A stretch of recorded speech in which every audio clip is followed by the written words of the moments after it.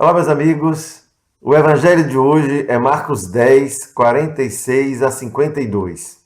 Neste evangelho vamos encontrar Jesus que, saindo de Jericó, encontra pelo caminho um mendigo cego que grita: Jesus, filho de Davi, tem piedade de mim. E as pessoas que estão em volta recriminam esse cego um pouco pelo grito e um pouco também pelo que ele afirmava: Jesus, filho de Davi. Mas depois do cego insistir, gritando ainda mais alto, Jesus para o grupo que caminhava com ele e diz: chama-o. E eles então, agora animados, diz ao cego: ele está te chamando, levanta. E o cego então imediatamente dá um pulo, larga o seu manto, vai ao encontro de Jesus, que pergunta: o que é que você quer que eu te faça? E ele responde: Senhor, que eu veja. E Jesus: tua fé te salvou. E ali ele volta a enxergar e passa a seguir Jesus. Esse evangelho tão simples, mas tão bonito, justamente pela simplicidade, nos faz pensar algo muito sério sobre a nossa fé.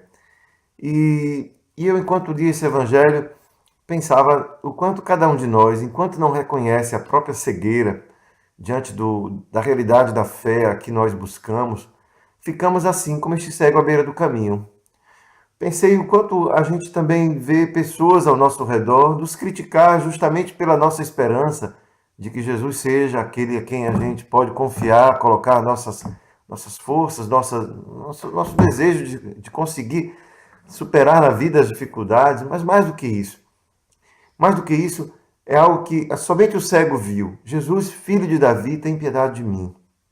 Reconhecer a sua própria cegueira, naquele modo, reconhecer pedindo: Senhor, tem de piedade de mim, é uma maneira também de dar-se conta o quanto somos frágeis, o quanto a nossa fé é pequena, porque afinal, filho de Davi não significa ainda dizer que ele é o filho de Deus, aquele que veio para nos salvar, simplesmente é aquele que é filho da minha esperança, porque na realidade daquele tempo, filho de Davi significava que o verdadeiro Messias, aquele que haveria de vir, era um herdeiro do trono de Davi.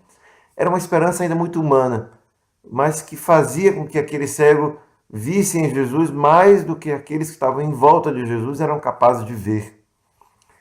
Isso aí acrescenta um outro detalhe a esse evangelho. Eu, talvez muitos de vocês que estão escutando, vendo este vídeo, seja um desses que estão em volta de Jesus e que talvez não seja capaz de ver aquilo que outros, não estando ao lado dele, até veem mais do que nós. Então, reconhecer a minha própria cegueira, mesmo caminhando ao lado dele. Minha própria cegueira para o sofrimento, às vezes, de quem está ao meu lado e que pode ser justamente o rosto de Jesus para mim. Minha cegueira para muitas vezes não me dar conta que, na minha fé, eu sou chamado a um vigor moral maior, justamente por ter conhecido aquele que me deu a vida, aquele que me criou, aquele que me conduz à vida eterna, aquele que é a minha esperança. Portanto, uma vigilância maior sobre a minha vida significa que eu reconheço nele a minha força. Eu reconheço nele o que é capaz de superar em mim a minha fraqueza. Mas enquanto eu fico fechado na minha cegueira, eu não sou capaz de gritar como o cego: Jesus, filho de Davi, tem piedade de mim. Jesus, filho de Deus, meu Senhor, tem piedade de mim. Portanto, a cegueira deste homem que estava no caminho e foi curada por Jesus é talvez aquilo que pode estar e deveria estar no mais profundo da minha vontade de crer em Jesus. É de que ele vinha curar minha cegueira. A cegueira diante de um mundo que talvez se esqueça, talvez tendo se esquecido dele, se esqueça de que a única esperança que eu posso ainda encontrar é em alguém que pode me dar a vida. Já que a vida hoje, como sempre, é sempre o bem mais frágil que eu tenho, o bem mais frágil que Deus me deu. Mas não somente porque o sangue corre nas veias, mas porque a vida passa por todas as dimensões da minha vida. A vida psíquica, minha vida moral, minha vida amorosa, afetiva.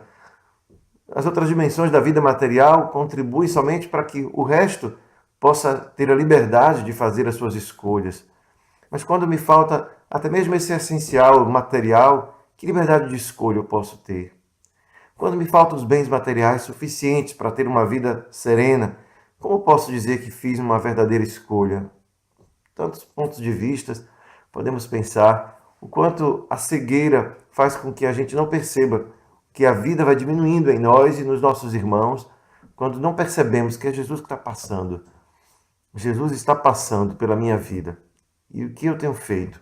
Tenho permanecido na minha cegueira, sentado na beira do caminho? Tenho reconhecido a minha fragilidade e buscado nele a minha força?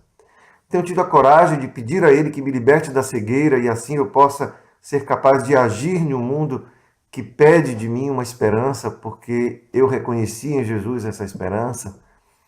Como é a minha atitude?